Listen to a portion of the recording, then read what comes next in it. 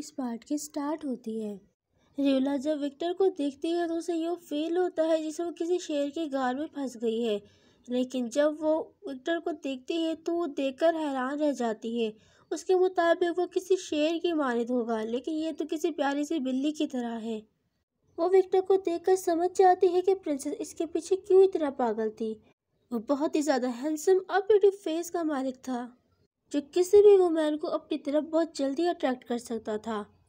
रीला को भीगे हुए देखकर वो अपनी एक हल्की सी मुस्कुराहट के साथ अपना कोट उसे दे देता है। इसे समझ नहीं आ रही थी कि इसे इस तरह क्यों ट्रीट किया जा रहा है। हालांकि बुक के मुताबिक उसे एक कोल्ड ब्लडेड माइंडेड पर्सन होना चाहिए था। फिर विक्टर कहता है कि तुम मेरी इतनी क्लोज हो और शायद तुम मुझे बहुत ही ज़्यादा अच्छे से जानती हो। ये बात सुनकर रीला भी कहती है कि अगर मैं ऐसा ना कहती तो वो नाइट मुझे आपसे मिलने ही नहीं देते और आप भी मुझसे ना मिलते। लेकिन जब आपको पता था कि मैं झूठ बोल रही हूँ तो आपने मुझसे क्यों मिलने के लिए इजाज़त दी। जिसे सुनकर विक्टर कहता है कि काफ़ी सारी औरतें मेरे पीछे होती हैं, लेकिन तुम पहली हो जिसने इस तरह की एक्ट किया है, जिसकी वजह से मैं तुम्हारे बारे में थोड़ा सा क्यूरियस हो गया था कि आखिर तुम क्या चीज़ हो। तुम दिखने में तो अच्छी दिखती हो और शायद ये तुम इस वजह से यहाँ पर आई हो कि तुम दिखने में अच्छी हो, लेकिन मुझे नफरत है उन लोगों से जो कि शक्ल से खूबसूरत और सीरत से बदसूरत होते हैं। फिर वो रिवला से उसके यहाँ आने की वजह पूछता है और कहता है कि मुझे एक ऐसा आंसर चाहिए जो कि मुझे सेटिस्फाई कर दे। ये सुनकर रिवला को इसके बारे में सुने हुए सारे र्यूमर्स जो कि उसके बारे में मशहूर थे सच साबित होते नजर आ रहे थे, क्योंकि वो स्माइल तो कर रहा था लेकिन उसके एक्सप्रेशन बहुत ही ज़्यादा डार्क थे। रीला कहती है क्यों ना हम किसी जगह पर बैठ के बात करें। इसके बाद वो अपने पास से एक प्रपोजल निकालते हुए देती है और कहती है कि तुम्हारे लिए एक सेटिस्फाइंग आंसर होगा। वो उस जगह पर बैठती हुई सोच रही होती है कि अगर उसने विक्टर को प्रॉपर तौर पर कन्विंस नहीं किया तो वो बहुत ही ज़्यादा मुश्किल में पड़ जाएगी। विक्टर चाय पीते हुए उससे उसके प्रपोजल के बारे में पूछता है। रीला के पास नॉवल की सारी इन्फॉर्मेशन मौजूद थी, क्योंकि रीला की प्रीवियस लाइफ में वो अपना ज़्यादातर टाइम नॉवेल्स को पढ़ा ही करती थी। रीला फुल कॉन्फिडेंट होते हुए उससे कहती है कि तुम्हारे मेंशन में एक स्पाई मौजूद है। ये सुनकर वो हैरान हो जाता है, लेकिन वो अपनी परेशानी को ज़्यादा जाहिर नहीं करता और चाय वापस पीने लगता है। विक्टर जो कि अपनी डायमंड माइन के लिए काफ़ी ज़्यादा स्ट्रगल कर रहा था कि इससे छीन ली जाए। रीला अपनी बात कंटिन्यू रखते हुए कहती है कि मैंने सुना है कि उस डायमंड माइन की डेवलपमेंट का काम हेलन फैमिली को पास करने वाले हैं, वो भी सिर्फ इस स्पाई की वजह से। इस स्पाई की वजह से हर्बर्ट फैमिली को कम लॉस नहीं हुआ है। ये सुनकर विक्टर अपना चाय का कप रखते हुए कहता है कि ये बातें तुम खुद से गैस तो नहीं कर सकती, लगता है इस स्पाई ने तुम्हें भी ये सारी इन्फॉर्मेशन सॉर्ट की है।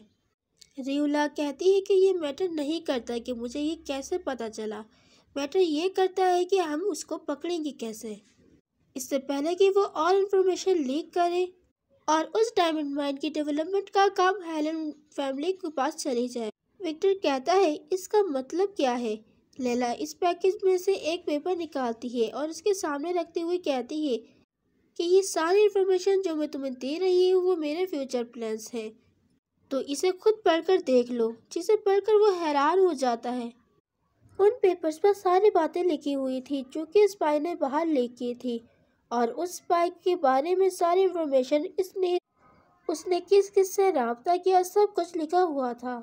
और इन पेपर्स में मौजूद सारी की सारी इन्फॉर्मेशन नॉवेल्स के मुताबिक मौजूद थी जो कि रीला ने अपने प्रीवियस लाइफ में पढ़ी थी। और उस पेजेस में ना कि उस स्पाई के बारे में बल्कि हेलन फैमिली की सारी वीकनेस भी उसके अंदर मौजूद थी, जिसके ज़रिए विक्टर अपनी माइंड वापस ले सकता था। रीला की अपनी प्रीवियस ज़िंदगी में उसकी सिर्फ एक ही खुशी थी और वो खुशी थी अपने फेवरेट नॉवल को बार बार पढ़ना। ये सारी इन्फॉर्मेशन पढ़कर विक्टर कहता है कि ये सारी इन्फॉर्मेशन तुम्हें कहाँ से मिली। जिसे सुनकर रीला कहती है कि मैं ये तुम्हें नहीं बता सकती, लेकिन मैं इस बात का एतमाद दे सकती हूँ कि ये सारी इन्फॉर्मेशन काबिल एतमाद है और ये सारी इन्फॉर्मेशन बिल्कुल ठीक है और एटलीस्ट तुम इन सारी इन्फॉर्मेशन के ज़रिए और ज़्यादा सफ़र नहीं करोगे। जिसे सुनकर विक्टर कहता है कि तुमने मुझे इतनी ज़्यादा काम की इन्फॉर्मेशन दी है और तुमने ये मुझे बिला वजह तो नहीं दी होगी, इसके बदले तुम्हें कुछ ना कुछ तो चाहिए ही होगा। तो बताओ तुम्हें क्या चाहिए। जिस पर रिवला कहती है कि वो विक्टर के साथ एक मैरिज कॉन्ट्रैक्ट साइन करना चाहती है, जिसे सुनकर विक्टर हैरान होते हुए कहता है, क्या तुम किसके साथ मैरिज कॉन्ट्रैक्ट साइन करना चाहती हो। जिस पर रिवला कहती है कि मैं तुम्हारे साथ मैरिज कॉन्ट्रैक्ट साइन करना चाहती हूँ, जिसे सुनकर विक्टर तो दंग रह जाता है। जिस पर रिवला अपनी बात कंटिन्यू करते हुए कहती है कि तुम्हें ज़्यादा हैरान होने की ज़रूरत नहीं है, ये सिर्फ 1 ईयर कॉन्ट्रैक्ट मैरिज होगी।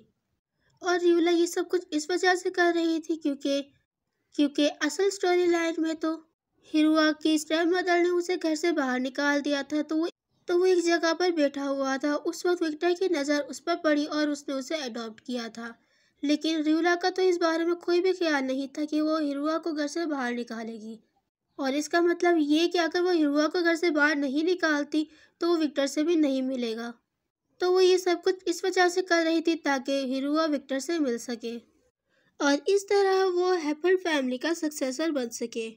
रीला कहती है कि अगर तुम ये सारी इन्फॉर्मेशन प्रॉपर तौर पर पढ़ना चाहते हो तो इसके लिए तुम्हें मार्शल फैमिली का पास चाहिए होगा और उसके लिए ये सबसे ज़्यादा बेहतरीन कंडीशन है।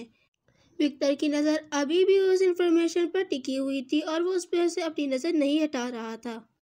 रीला कहती है कि जब तुम अपनी डायमंड माइन वापस ले लोगे तो हम डिवोर्स ले लेंगे और इस कॉन्ट्रैक्ट के 1 साल होते ही मैं भी वापस चली जाऊंगी, और जिसके लिए कोई भी ज़रूरी नहीं कि हम एक दूसरे के लव में पड़ें।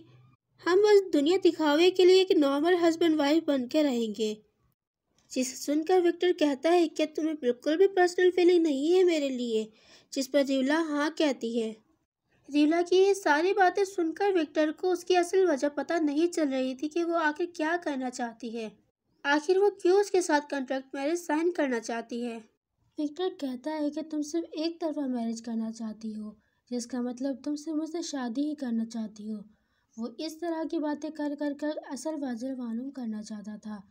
लैला का असल गोल तो विक्टर से हिरुआ को मिलाना था और हैपर्ड फैमिली का सक्सेसर बनाना था, लेकिन वो ये डायरेक्ट तो नहीं कह सकती थी। जिस पर वो ये कहकर बात टालने की कोशिश करती है कि तुम अभी मुझ पर ट्रस्ट नहीं करते हो। जब तुम्हें तुम्हारे ट्रस्ट के काबिल हो जाऊंगी तो मैं तुम्हें ये बात तब बताऊंगी। तो अभी तो हमारे लिए बेहतर होगा कि हम पहले स्पाई को पकड़ते हैं ताकि मैं तुम्हारे यकीन के काबिल हो जाऊं। इसके बाद तुम मुझसे कॉन्ट्रैक्ट की सारी डिटेल्स ले सकते हो। जिस पर विक्टर कहता है कि पहले हम ये मसला सॉल्व करते हैं, इसके बाद में हम ये बात करते हैं। इसके बाद वो चाय के लिए रीला को ऑफर करता है कि क्या वो चाय पीना चाहेगी। रीला ये कहकर उसे रिफ्यूज़ कर देती है कि मुझे देर हो रही है, मेरा बेटा मेरा घर पे इंतज़ार कर रहा है।